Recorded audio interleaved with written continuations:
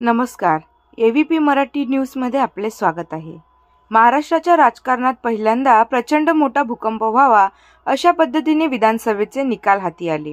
अनेक दिग्गज नेत्यांना पराभवाचा सामना करावा लागला, तर दुसरीकडे सगळे प्रश्न आणि सहानुभूतीची लाट जरांगे फॅक्टर किंवा शरद पवारांची चाणक्य नीती फेल ठरली नव्हे, तर अनेक संस्थांकडून केलेले सर्वे आणि एक्झिट पोल खोटे ठरले असे म्हणावे लागेल. ज्या पद्धतीने महायुतीकडून विधानसभेची लढाई जिंकल्या गेली त्याला चमत्कार म्हणावा की काय असे साधारण मत व्यक्त केले जात आहे. आता भारतीय जनता पार्टीकडे स्वतंत्र सत्ता स्थापन करता येईल एवढे बहुमत आहे. दुसरीकडे शिंदे गट म्हणजेच शिवसेना यांनाही प्रचंड जनमत मिळून घवघवीत यश मिळाले. सोबत अजित पवार राष्ट्रवादी यांनाही खूप मोठा फायदा जनमताचा झालेला आहे आणि लोकांनी त्यांनाही पसंती दिली आहे.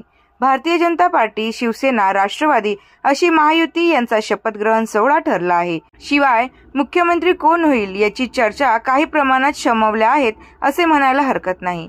त्याचे कारणही दिसणारे आहे. ज्यांच्या जागा जास्त त्यांचा मुख्यमंत्री होईल असं बोललं जात होते.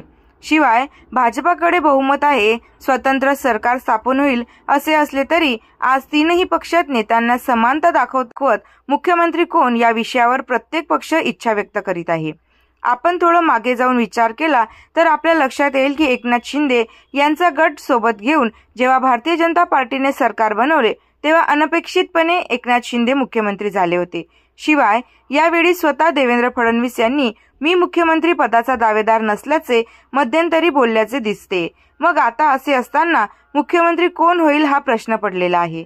तर एकनाथ शिंदे यांचे उदाहरण डोळ्यासमोर ठेवून जर अनपेक्षितपणे अजित पवार मुख्यमंत्री झाले तर आश्चर्य वाटणार नाही किंवा असे होऊ शकते अशी शक्यता नाकारता येत नाही.